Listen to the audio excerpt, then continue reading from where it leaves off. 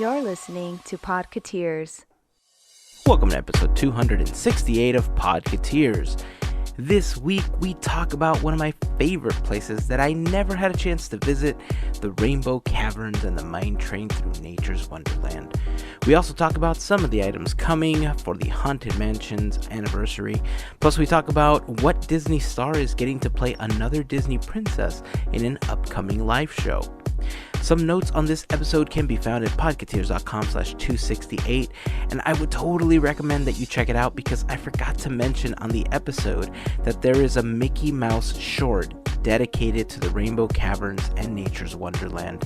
It's a great short, and I've posted it in the blog post for this episode so that you can check it out.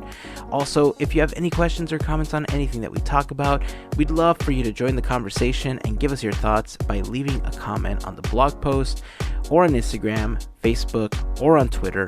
Just search for Podketeers. The Chalk Walk is this coming weekend. As of the release of this episode, we are just days away from the Chalk Walk.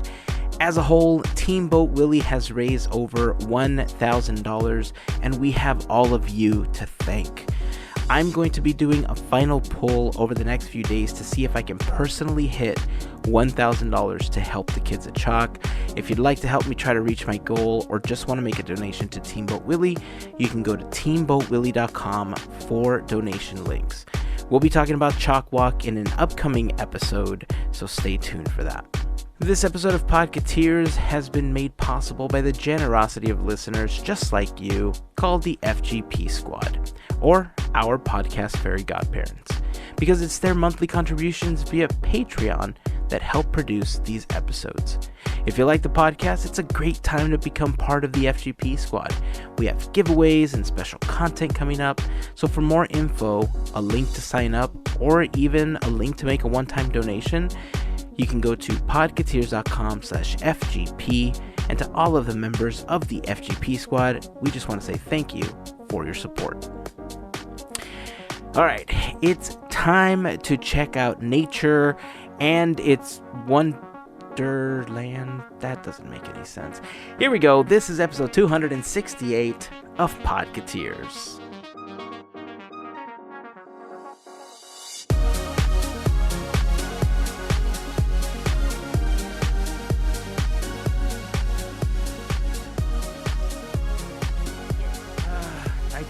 There's just so much going on. So much stuff to buy.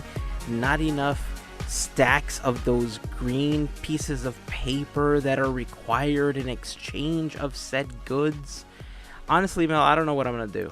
I'm on the same boat. Like they announced, like Funko is doing like all those limited edition Funko Pops. You know, they got the Madame Leota one coming out. They have the Caretaker, they have a Black Widow Bride, the Opera Singer. They're doing the Hitchhiking Ghost that look all chromed out in like a green chrome look. Yeah. It's like they look so good. And then to top it all off, they also got a cereal coming. I know. And I trust me. I want one of each. I know. And it's crazy too because it's like two of your favorite characters that are going to be on the Funko cereal. We got Oogie and Ursula. I'm like, oh, okay. Decisions. It's like, am I going to buy here, or do I save, or do I wait? I don't know what's going to be. You know, we still have until October. So I know. But we also have D23, and there's going to be so many good things. Like that Mark Davis book that's coming out at D23. Yeah. I already know that the book is going to be $150. Whew. And that's either a couple or, you know, a few Haunted Mansion souvenirs, or this really awesome Mark Davis book that's going to have this cool WED research stamp in it, and it's going to be signed by the authors if I get it at D23. I'm just like, my head is exploding with so much cool stuff right now. Man. It's like choices, first world problems. I don't know. I know. I don't know what to say. If it makes, if it gives you any sorts of comfort, Funko does this a lot. They'll release like special edition Funkos and let's say at any convention, Comic-Con, wherever you could go, they usually have, some on sale online, on Yeah. Hot Topic, Box Lunch. I'm hoping that they have merchandise by then for me to spend money Yeah. on. Well, I think right now the cereal at least would be possibly one of the cheapest things that you can Yeah. get. Even though the cereal is going to be $11, I think it's going to come with a tiny little Funko of either Ursula or Oogie, and it's available for pre-order right now. And it promises to be out by like September, I think. Like the second week of September is when they're going to be shipping those out, and it's going to be available for purchase. I'm going to put that information in the blog post for the episode over at podketeers.com/268 if you guys want to check that out. Try to pre-order it, and then if you end up getting it, post a picture with it. We'll repost it on the Podketeers Instagram because, well, that's the other thing. Like, if you get this limited edition Funko cereal, are you even going to eat it? Right? I don't know. I mean, look, I don't know how good it is right now, but remember when The Simpsons like took over the 7-Elevens? Oh yeah. And it was like this big thing, right? Mhm. I remember my brother and I went around looking for Krusty O's cereal, and we found it, and we bought it, but I still have it like in a plastic bag inside of the box, sealed. Like it's put away. I never opened it because I felt that one day it might be worth something, even though it might not be edible. But I felt that one day it was one of those collectibles that might be worth something. And I kind of feel like this about the Funko cereal. Like, would you even eat it? If I had the money, I would buy a box to eat because I have to try it, and then I would save a box. Because a lot of these things, they do end up being collectibles. I mean, remember like the Wheatie boxes? Oh, You yeah. could get a good, a couple dollars for, not a couple of dollars, a good amount for that. So Yeah, that's you never true. know. But that's the thing, right? You never Yeah. know. You never know what's going to be collectible and what's not. And if the demand just isn't there for it, then you just spent $20 on what's possibly going to taste like Fruity Pebbles. Yeah, but I think in this case, I think we're good because you got two prominent characters that, I mean, are we going to see things like this for them? Especially Oogie. Oogie is like so that's popular true. right now. And I don't see That's his very like true. popularity dying. Okay, you know what? I think this is a good question for the Instagram stories. Yeah. Like, I don't know if it's just, would you buy the cereal or would you eat it if you bought it? That's a good You know, question. maybe we could do one of those polls where you have the different options like, yes, we'll buy, but will not open. No, will not buy, you're crazy. Yes, we'll buy and we'll taste it. You know what I Yeah. mean? Like, just have the different tiers. Yeah, I'm going to put a poll up in the Instagram stories because I'm curious how many people would actually open it at this point. I want to know. It does look tasty. Yeah. I saw a picture of it. It does look tasty. Check it out in the blog post, podketeers.com/268. I don't know. I might be inclined. Maybe we can all pool our money together You know what? and then we can just buy them. I actually want to throw this question out to the listeners. I'm curious to know, what would you guess the flavor is? Because for me, I'm thinking, I hope it's not Apple Jacks or something similar.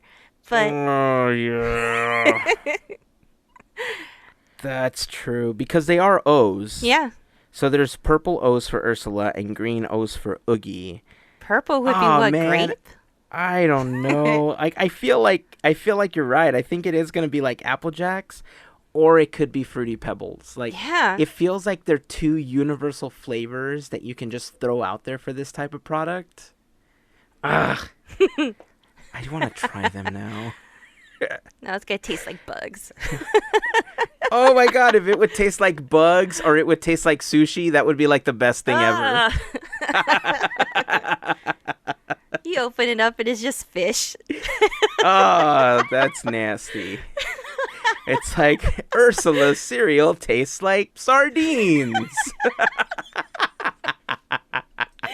This is awesome. Oh my god. I need a box.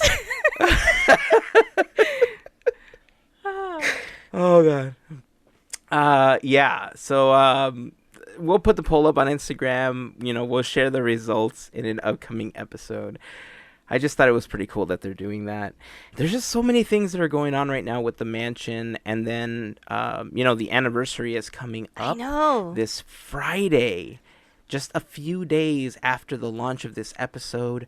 August 9th is the anniversary, the 50th anniversary of the Haunted Mansion. Gavin's actually going to be going to that event that they're having. I'm not going to lie, I'm a little jealous that he's going to it. I'm going to live But through I'm him. super happy. Yeah, I'm super happy for him that he's able to go too. So just like you, I'm going to live through him on this experience. And I was concerned because we have like all this training and stuff going on at work. I didn't know if I was going to be able to even go to the park on the mansion's actual birthday.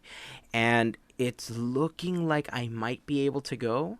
There's a glimmer of hope that I might be able to leave work a tiny bit early to make it down, take a few pictures, and celebrate the mansion the way that it should be celebrated by riding it 13 times on its birthday. Time permitting. Yeah. Time permitting. Yeah, exactly, right? I'm pretty sure that FastPass will be fully activated for the mansion on that day. But I'm thinking that because it's the anniversary of the mansion, we should give away something that's mansion related. And I'm thinking we should give away the Hitchhiking Ghost t-shirt that we have in the gear section. Yes. If you guys are not following us on Instagram, make sure that you are. Actually, we're on all social networks. Just search for Podketeers, Podketeers. And on Instagram, we'll post instructions on how you can enter to win the Hitchhiking Ghost t-shirt. We'll also post a picture on there. We'll make it simple. You won't have to purchase anything for this giveaway. It's just something that we want to do to give back to all of you. So yeah, check it out on Instagram, and this is going to be fun. Yeah. I like it. I love the mansion. Obviously, you guys know that we're huge fans of it, and I'm so excited to be celebrating it. I'm totally going to have to go after work. I have to. And the Hitchhiking Ghost shirt, I can't stress this enough, guys. It's really lightweight for a long sleeve shirt. I mean, I have it as a long sleeve, but I loved it. And I didn't feel uncomfortable. It is so, so cool. And you're going to get compliments. Whoever wins this is very lucky. So, yeah. It's actually one of the only shirts that I've worn out in public without another shirt on top of it. Mm-hmm. And I had two people tell me, "Oh, where'd you buy that?" Yeah. And it was super cool because I was able to be like, podketeers.com/gear. And they were like, "What is that?" I was like, "Oh, that's our podcast. Have you ever heard of Podketeers?" They're like, "Nope." I was like, "Oh, well, you should totally listen. Let me have your iPhone." And then I was like punching it in and I like subscribed them. And I don't know if they're listening. If they are listeners at Starbucks, I don't know what your names were. But hey, if you're listening, shout out to you. And if you're not listening, well, then you're probably not going to know about this anyway. So, there you go. But you never know. So I know what I'm going to be wearing on Friday. I have to wear it. The full Black Widow bride gown. Yeah, in this heat. Sure. Full-blown Hattie attire. Heat stroke attire. Jeez. Heat stroke attire. No. Yeah, I mean, I think I'm going to have to do the same. I think I'm going to have to wear that shirt and represent because, Yeah, I mean, man, I can't believe how much my love for the mansion has just grown in general. Mm-hmm. And, I mean, I got to give a shout out to our friend Jeff Bayham from Nostalgia, the Doom Buggy Spook Show. Because, it's the Doom Buggy's website, really, that just... There was just a plethora of information, and just reading through all of that just made me want to peek more behind the scenes. And it was that website that I think really got me involved and immersed in the world behind the scenes at Disney, and that there was a curtain that you could peek behind to see the wizard. And, that's kind of where all of this started as well. So shout out to Jeff. Shout out to actually everyone on the Nostalgia crew. They're good people. I've met them several times, and they're just awesome. Jeff actually was a guest really early on. Yeah, I remember. On the Podketeers podcast. And this was before the Hatbox Ghost had even made its reappearance in the mansion. So if you go back to podketeers.com/35, you'll be able to listen to that episode with Jeff. It was a wonderful talk. I want to invite Jeff back. You know, now that the Hatbox Ghost is back, celebrating the 50th anniversary, I'm going to invite him back one of these days. He's always fun to talk to. Anyhow, there's so much to talk about, so much mansion stuff. I think, you know, we'll keep talking about that in our experiences in the next episode, especially like we said with Gavin going to that event. But before we continue, I do want to send a quick shout out and congratulations to AJ and VJ. Yay! Because this last weekend, they finally tied the knot. That's so awesome. Congratulations. You know, it was such a beautiful wedding. We had so much fun. Look, in true foodie form, let me tell you, if you guys have ever watched a Disney for Two vlog or you've heard them talk on this podcast, you know that they are all about the food. Oh, yeah, okay? in detail. In detail. And they love to explore and try out new things. And I mean, I don't know if you've ever been to a wedding where you have a couple of hors d'oeuvres and, you know, you kind of have a drink or two. Then they bring you the main course. And then you do some dancing, you do some drinking. You're like, damn, I wish I had a cheeseburger. And sometimes people leave, they come back. Look, oh my God. Their wedding was just decked out with some of the most delicious food and treats. That is awesome. Throughout the night, it just trickled out. Okay, like we had our drinks, and then they're like, oh, and by the way, guys, if you guys are hungry, we got some burgers out here from TK Burger. It's like, what? And then they're like, oh, you want something sweet while you're dancing or something? Try this churro ice cream from Afters. And I was like, what? Amazing. And then they're like, oh, and here's the wedding cake. You want some cake? Oh, and here's some cookies, and here's some this, and here's some that. And oh, if that's not enough, you done some dancing? You're hungry again? Here's some handcrafted fries and garlic aioli with I'm like, Woo! Oh my God, like all night. It was amazing. There was so much good food. There was so much good music. It was just fun all around. Definitely one of the funnest weddings that Lynette and I have been to. And, you know, we've known them for quite some time now, and we weren't there when they first kind of met and started dating and stuff like that. But we've heard the stories a lot. And it's just kind of like, damn, you guys were just destined to be together. And so now that it's finally happened, I'm just so happy for both of them. Yeah. And it's a new adventure. You know, it's one that, I mean, if anybody that tells you that marriage is like, it's the coolest ride ever, there's never any problems, is lying to you. Okay?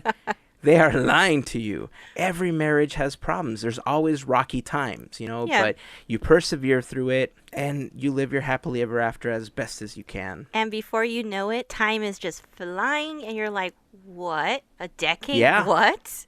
That's what I'm saying. We've been married for 12 years. 13 here. You know? Yeah, we're 12 years. We've known each other and have dated a total of 18. I mean, we've been through a lot together. And so, like I said, it's not always easy, but you do your best to get through it. And so I wish them the best, obviously. And when those times get tough, you know, just buy a Snickers bar. Or a churro. It helps everything. Or a churro. Yeah. I mean, buy a churro, buy a Snickers bar. Whatever's going to help you get through it. Yeah. So congratulations, guys. We're super happy for you.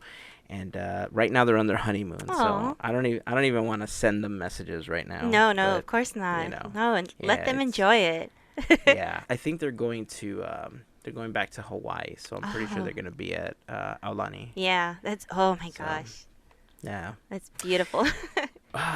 Speaking of Hawaii, can we talk a little bit about Moana's star, Ali'i Cravalho? Yeah. News broke this week that we are getting a Little Mermaid live on ABC this November.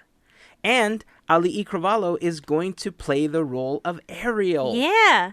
Isn't that excited. Awesome? I mean, look, there's not a lot of people that can say they hold the title of playing two Disney princesses. Right. You know, and now she has the distinct honor of being one of those people. I mean, super cool. I just want to send a quick shout out to FGP Squad member Albert because he was the one that tweeted this out to us and let us know because I had no idea until I saw that tweet. I mean, what do you think? What are your thoughts on this? I'm excited. I love her. Oh my gosh. And you know what? It's going to be fun. And just her charisma, her talent. I've loved her since Moana, so I am excited. I mean, it just resonates, right? She's got like this bubbly personality that just like she just seems genuinely happy to be doing all of this. Mm-hmm. Did you hear that Queen Latifah's going to be Ursula and Shaggy's going to be, I believe, Sebastian? Like zoinks! Shaggy? What about Scoob? Not that Shaggy. Wrong Shaggy? Wrong Shaggy. It wasn't me, Shaggy? Uh-huh. Oh, interesting. Wait, he's playing Ursula? No. I'm thinking he's playing Sebastian. That's what I'm guessing. I mean, okay, I'm sure it's not Flounder. And so Queen Latifah's playing Ursula. Yeah. Oh, that's going to be good. Right? I'm excited. Have they ever done another Disney live event? I know that there's like Grease Live and all that, but that's not Disney. I don't think so. This is their first, right? Yeah, because they've only done Grease, Rocky Horror, and I know there's one more, and I know I'm forgetting it, but yeah, that's it. Oh, interesting. I'm really excited about this. I mean, I don't know if this was Disney going back on the news that Halle Bailey was cast as Ariel and kind of the backlash that they got on it. Mm-hmm. I don't have a problem with Halle Bailey playing Ariel. I don't either. I think it got bigger than it needed to be. Like, I know that some people are not going to like that, but I mean, like this, it kind of came out of nowhere. Like, I had no idea that they were doing this. I'm super excited about it. Yeah. Those live shows tend to be really good. So, there's a lot that can and can't happen. I think one of the most interesting ones that we ended up watching or that we saw was the one with Carrie Underwood when they did Sound of Music. Oh, that's right. And that one was kind of like a little rocky, but like overall, I like when stuff is live because it just kind of opens the door to somebody messing up or laughing, and then this like chain of laughing events happens, and nobody can keep it together. Right. So I always secretly pray that something like that happens when these things go on. But not that I want to see them fail. I just think it's funny and it brings so much more, and it's a memorable experience when something like that happens. Right. And it's genuine. That's all it is. That's all it is. So that looks like it's going to be happening sometime this November. We'll get a little bit more information, and we'll put it up in the blog post for the episode at podketeers.com/268 if you guys want to check that out.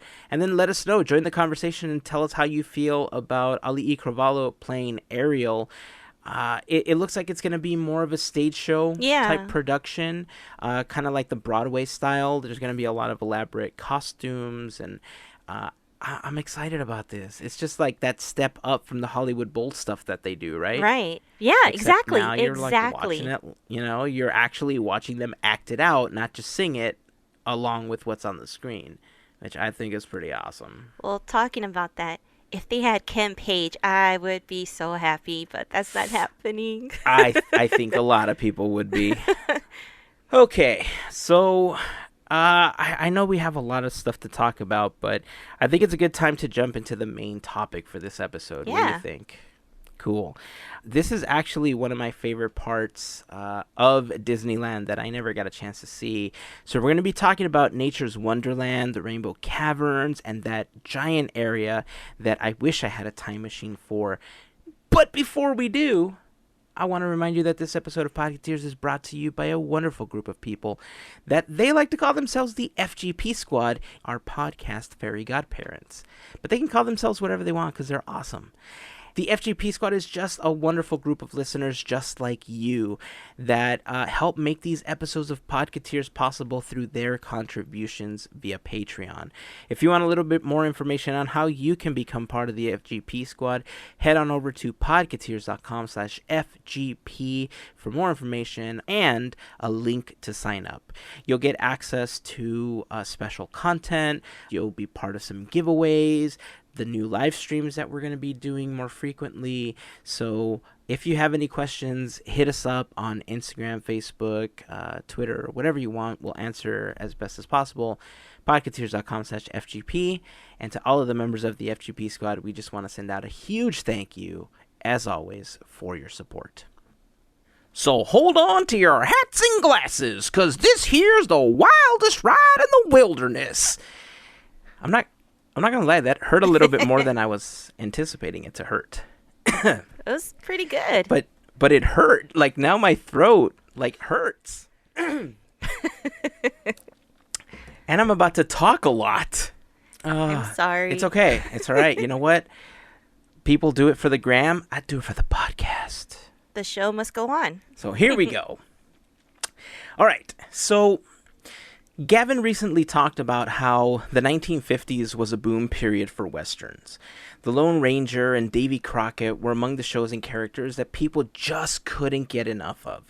Disneyland was, of course, not immune to that trend, because when the park opened, there was an entire section of the park dedicated to the frontiers of America.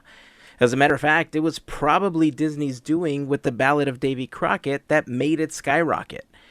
The 1950s Western boom worked wonders for the opening of Disneyland because, by comparison, even though it was one of the most basic of all the lands, it was also one of the most popular areas in the park. Among the opening day attractions in Frontierland were the Golden Horseshoe Saloon, the Mark Twain Riverboat, both of which are still there today, the Davy Crockett Frontier Museum and Arcade, the Pack Mules, the Miniature Horse Corral, the Conestoga Wagons, the Stagecoaches, and the Indian Village. Disneyland was built on a very compressed time schedule and with fairly limited funds, so there was a lot of very ambitious ideas that didn't make it as part of opening day. Frontierland was extremely popular, but it wasn't without its problems. Although the forms of exploration in Frontierland were popular, animals were still involved, and so there were times when the mules just wouldn't move, stagecoaches would sometimes turn over, and the horses would gallop away. What? Yeah, like as they were going around a bend or something, the stagecoach would just kind of turn over, and the horses would just take off running. And they kept these wagons going? Look, people are rough and tumble, man. It was the Wild West. You just got to go with the punches. That's true. That's true. Different times. Different times. I'm like, whoa. Yeah, it's pretty crazy to think that that was happening. And they were like, yeah, let them ride. It's fine. Before OSHA times. Yeah. Definitely before OSHA times. So yeah, there was that. And of course, you know, all of the attractions that the Imagineers built, they were always striving to make attractions that would get as many guests on and off throughout the day. And these were just not that type of attraction. These were all issues that Walt and his Imagineers were already aware of. And as the park grew in popularity, so did the money stacks. Walt started using that money to expand other areas in the park to kind of see those ideas take fruition that just couldn't happen on opening day. But since Frontierland held a special place in his heart, you knew that he wasn't going to leave it alone for very long. I mean, when did Walt leave anything alone, right? Yeah, that's not him. It's just Walt. Yeah. So he set aside just under $500,000 to kick off a new project that would see 7 acres of his Western-themed area plussed up with new attractions, and thus the expansion of Frontierland began. Wow. The newest section in development for Frontierland was actually a concept created by Imagineers Harper Goff and Bill Martin, and it was something that they had been working on since the opening of the park. Almost a year to the day after the park opened on July 2nd, 1956, guests were introduced to the Rainbow Mountain Mining and Exploration Company. The new Rainbow Caverns mine train would be taking guests on an exploratory tour of the living desert. The beautiful Rainbow Caverns, and the journey began in the little town of Rainbow Ridge. Oh, you haven't heard of Rainbow Ridge? Yeah, oh, that's okay. Here. See, legend has it that Rainbow Ridge got its start in the 1860s when the Big Thunder Mining Company settled in to find gold in them thar hills. The gold mined out of the mountain brought an abundance of wealth to the citizens of the little town of Rainbow Ridge, and it became the biggest little boomtown in the West. People came from everywhere to populate the little town, and at one point it was said to have over 2,000 people. 2,000! Imagine that. Dang. Little town. What a quiet village. Mining town. I'm sorry, I'm just trying to mix properties here. But there were also reports that the mine was haunted. Some speculate that the disturbances were caused by the restless spirits of local Indian tribes. Some miners said that there were so many supernatural incidents that it prevented them from continuing because they were just too scared. Others stayed, but as the gold in the mountain depleted, so did the population. Or so the legend says. Bill Martin designed the buildings and little town of Rainbow Ridge. His layout and use of forced perspective gave you the sense of a much larger town. While talking about Rainbow Ridge, Bill once said, "They were a favorite of Lily and Disney, and I remember that Walt and Lily would often walk along the pathways between those little buildings when they stayed at the park overnight." And I just thought that was like the cutest thing ever. The fact that they were like in this little tiny Wild West town, come on, that's adorable. It is. The scenic little town also served as a loading zone for the newly renamed Rainbow Mountain Stagecoach Ride, the Conestoga Wagons, and the Rainbow Caverns mine train. Plus, it was a clever facade that hid the building where the Rainbow Caverns were actually located. The Rainbow Ridge Clarion, the Last Chance Saloon, and the El Dorado Hotel were among the buildings that you saw in the little town as you boarded your transportation of choice.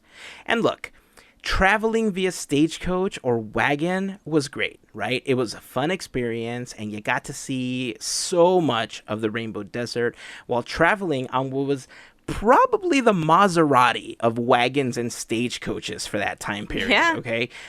But it was the train that gave you the opportunity to see the gorgeous new Rainbow Caverns. So that would have been my choice. Plus, it's a train. Choo-choo. Depending on when you were visiting Rainbow Ridge, you may have also been caught in the middle of some pistol shooting as you caught a glimpse of some hard case trying to get away with a bag of gold while the sheriff was right on his tail. The miniature green trains with yellow lettering were designed by Imagineer Roger Broggie and shared many traits of the industrial steam engines of the 1900s, but he made them look older by adding features like brass bells, wood burner smokestacks, and large box headlamps. Of course, due to his love of trains, Walt originally wanted these to be steam engines just like the ones going around the park. But apparently no one bothered to file the permits with the city of Anaheim, which kind of upset the city, and so he had to settle for electric versions of these trains that housed batteries in the tender car, which is normally the car behind the locomotive, generally reserved for like coal and wood or whatever the engine is burning for fuel. I had no idea. Yeah, so that's how they ended up with electric trains in Nature's Wonderland. Yeah. So after you board the mine train, your 7-minute trip over 1,700 feet of track started as you went through a tunnel into Rainbow Canyon, leading you around Rainbow Mountain, and then made your way into the Rainbow Desert. The desert itself was filled with sight gags, including cacti that resembled 7 familiar miners, and one that just wanted to hitch a ride aboard your train. Be careful. They might follow you home. You would pass through arches of rock where you could frequently see the pack mules crossing. At the section known as the Devil's Paint Pots, the 3 attractions that went around the desert met, giving the area a nice sense of community. The trains would also pass under balancing rocks, culminating its trip by going through the breathtaking Rainbow Caverns. The Rainbow Caverns themselves were designed by Claude Coates and were inspired by the Disney's true life adventure nature movies of the 1950s. Claude Coates was a freaking genius. Before he brought us the wonderfulness of Pirates of the Caribbean and Haunted Mansion, he brought Disneyland guests the Rainbow Caverns, which offered 22 water effects in the form of fountains, geysers, and waterfalls, along with stalactites and stalagmites. And by the way, if you've heard those terms before and you don't know what the difference is, a stalactite is a formation that looks like an icicle hanging from the ceiling, and a stalagmite is a similar formation, just upside down, that looks like an icicle coming up from the ground. I just learned. Yeah. Wow. So I know for a long time I didn't know the difference between the two, so I figured if I was talking to them, I might as well just tell everybody what the difference was. So It helps us all. The pitch black cavern was illuminated by 6 different fluorescent colors of water. When explaining the concept, many experts dismissed it by saying that the streams of water would eventually result in muddy-looking water because they would all mix together. These experts said that it would be impossible to create such an effect, to which Walt Disney was quick to rebut, "It's kind of fun to do the impossible." Using clever inclines, reservoirs, colored dyes, and long-wave ultraviolet light, Claude Coates pulled off one of the best visuals Disneyland guests have ever seen. Guests were in awe as they rode by Bridal Veil Falls, Red Devil Falls, and the Witch's Cauldron, and more. All of the colors of water separately flowed together into Geyser Grotto. From its inception, the train ride didn't feature music like many other attractions did. Walt and the Imagineers felt that the calmness of nature, along with the cast member reciting things along the way, similar to the Jungle Cruise, would suffice. The only area on the attraction that featured any music was the Rainbow Caverns. It featured a tune by George Bruns, described by many as heavenly, with a female choir accompanied by a theremin. Yes, a theremin. Some people thought the music was straight up spooky, which is understandable because of the uneasy feeling that the theremin can impose. So, I'll put a video in the blog post for this episode, podketeers.com/268, if you guys want to check it out. You listen to the music and you tell me if it's either heavenly or spooky. You be the judge. I want to hear this. Yeah. Regardless, those that have seen the Rainbow Caverns wish that it was still around, and those of us that never saw it wish we could travel through time to see it. The effects were very difficult to photograph due to the UV light and overexposure due to the brightness, so very few photos exist of the Rainbow Caverns, and any video available is usually in black and white. By the late 1950s, the Rainbow Caverns mine train had become one of the greatest attractions in the park's history. Walt once stated that Disneyland will never be completed, and on an episode of his TV show, he reiterated that comment and followed it by saying that even the past has a future, as he talked about the 1960 expansion of Frontierland with an updated area called Nature's Wonderland. The expansion and newly enhanced area gave us rockier looking rocks and desertier looking deserts. Don't look up that word, just take my word for it. Desertier, it's a thing. Trust me. The expansion brought us a beautiful new mountain and a waterfall called Cascade Peak. The foot of Cascade Peak sat in a section where the trails of wagons and stagecoaches once stood, as those rides became a thing of the past. The train ride, now called the Mine Train Through Nature's Wonderland, offered new scenery with over 200 lifelike creatures.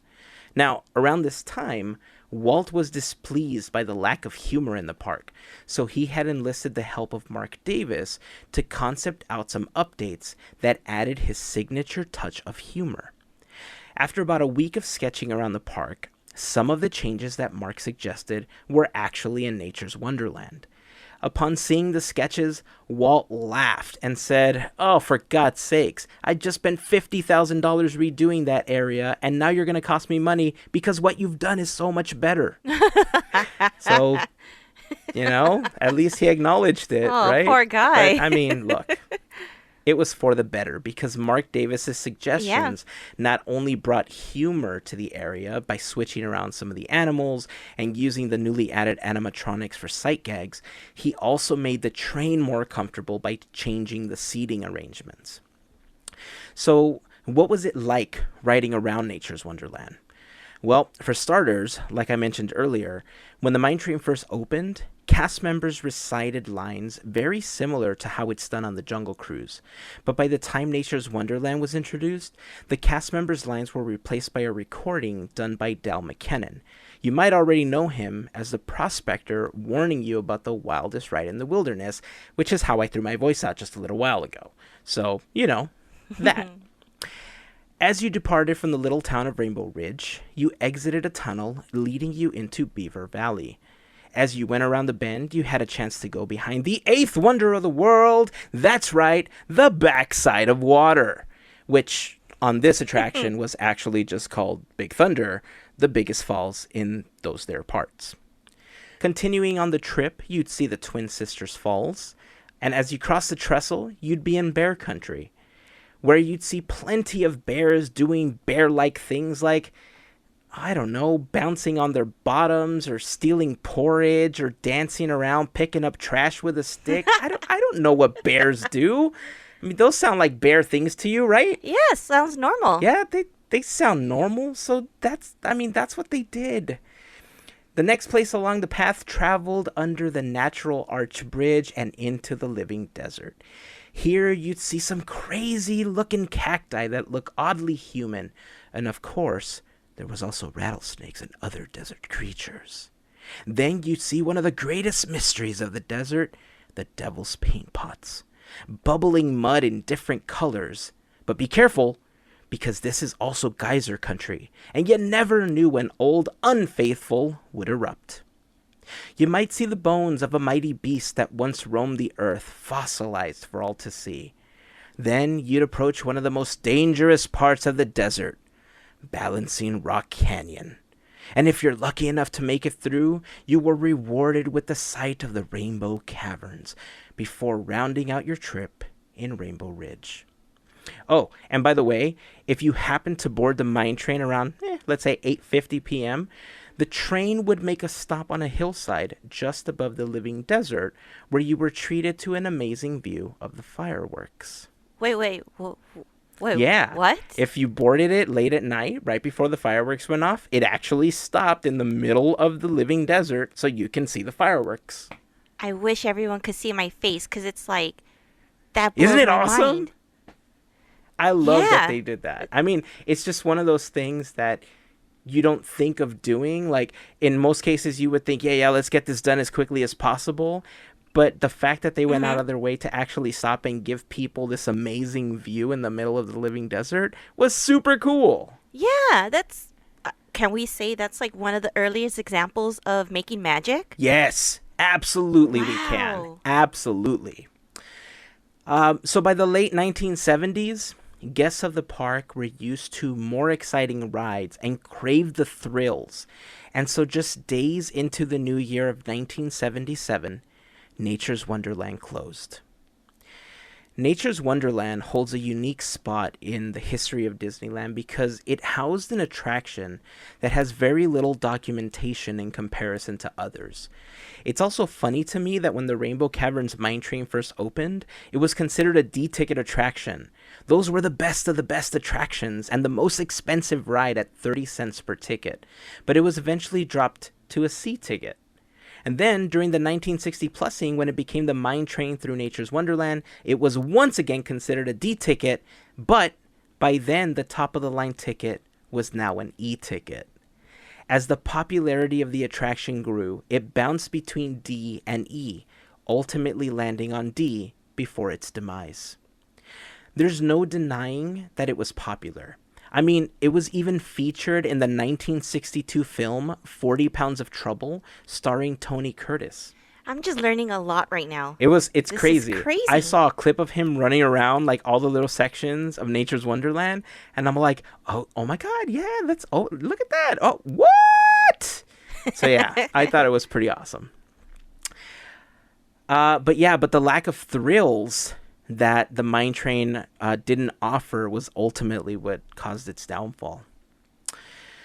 A new attraction was proposed to take over the large area of land. Mark Davis created a proposal for something called the Western River Expedition. It was to be this massive structure that housed a boat ride with many of the gags that Mark Davis was well known for.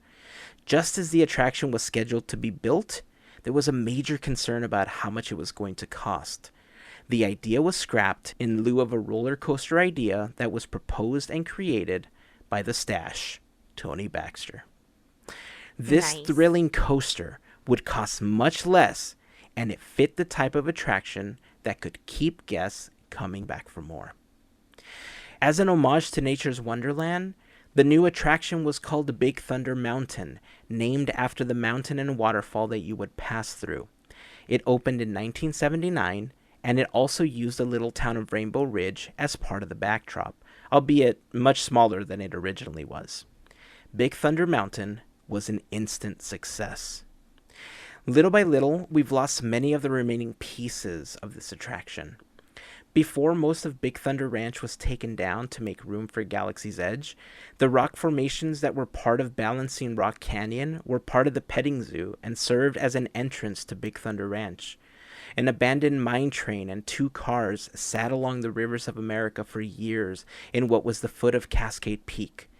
Those trains were there until the end of 2016 when the Carolwood Foundation made an agreement with the Disney Company to restore them and display the trains at Walt's Barn at Griffith Park in California. Cascade Peak, or as they were also known, the Three Sisters Falls, slightly resembled the Matterhorn, but it had beautiful waterfalls and stood proudly along the rivers of America, representing the past until 1993, when structural damage forced the demolition of the man-made mountain. The entrance to Cascade Peak is a boarded-up tunnel that you can see just on the left, next to the banks of the rivers of America, across from Big Thunder Mountain. The effects of fish jumping around in the water can still be seen too. The bridge that took you to Bear Country is the tunnel that you see on the left as you continue going down Big Thunder Trail, now going towards Galaxy's Edge. As Disneyland continues to grow, there's always going to be attractions that go away, replaced with something better, and let's face it, sometimes replaced with something that isn't better. But Nature's Wonderland is a testament to how basic storytelling and well-done practical effects can keep people coming back for years. And that's the story of Nature's Wonderland. Okay, this is going to sound weird, but one, I didn't have that much knowledge. So I was really excited to learn about today. And two, I have a newfound love for Big Thunder. Right? You're describing everything that I know of Big Thunder because I wasn't familiar with the Rainbow Caverns or the history. So to hear what I see every single time I ride is like, oh, that was part of it. Like, yeah. I'm mind blown. Yeah. And I really didn't even mention that part, that as you're going up in Big Thunder Mountain, as it's climbing to go down the first drop, you do see a tiny part of the Rainbow Caverns in there. I mean, it's not as you see the glowing lights, and you kind of see the stalagmites and stalactites right before you see the waterfall, before you hit that first little drop, but it's nothing compared to what it used to be. The closest thing that we're going to get to seeing what Rainbow Caverns actually may have looked like is the Calico Mine Train at Knott's Berry Farm. Really? Yeah, because in the 1960s they added a section that resembled the Rainbow Caverns. And so even to this day, when the train slows down, they even try to have the eerie music and everything. Oh, okay. Yeah, so if you want a comparison of what you may have seen, ride the Calico Mine Train at Knott's Berry Farm and you'll get an idea of what it was like. I mean, I don't think it's as dark in there as it was in the Rainbow Caverns, especially from everything that I've read and what was described. But yeah, Uh-huh. that's probably I don't see Disney bringing back this attraction unless they take me up on my offer to build this idea that I have that I'm gonna be sharing in our Armchair Imagineering episode next week. But that's called a teaser, kids. But overall, I mean, it's just one of those attractions I really wholeheartedly feel that I would have loved to see in person and have experienced it. Um, yeah, there's so much history to it. I feel like there's so much that I didn't talk about. There's like a portrait of Tony Baxter. I mean, I'm sorry, it's not Tony Baxter. It's Barnabas T. Bullion. I think it's in the hotel of Rainbow Ridge. So as you're kind of clearing the turn when you're about to get off of Big Thunder, if you peek inside, you'll see a portrait of Barnabas T. Bullion. I feel like I have to say it like that every time because it's like pinky up. You know what I mean? Yeah. So yeah, that's Nature's Wonderland. I'm telling you, I wish I had the opportunity to see it. Oh my gosh. Right now it's like I'm still mind blown over everything.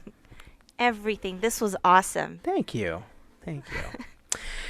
All right. Well, I think that's going to wrap it up for this episode. If you guys have any questions or comments about Nature's Wonderland or the Mine Train or the Rainbow Caverns, join the conversation. Hit us up on Instagram, Facebook, or on Twitter. Just search for Podketeers. We'd love to hear your thoughts. And, I mean, would you have liked to see this attraction? Do you think that it's just too old and you would like to see some updated version? Or would you at least like to see it once to have experienced it in all of its glory? Especially when it was the booming Western period, in the 50s and the 60s. So, yeah, share your thoughts and we'll share that in an upcoming episode. So, that's it. Thank you all for listening. And until next time, keep dreaming, keep moving forward, and always remember to pass on the magic. Have a great week, everyone. Bye.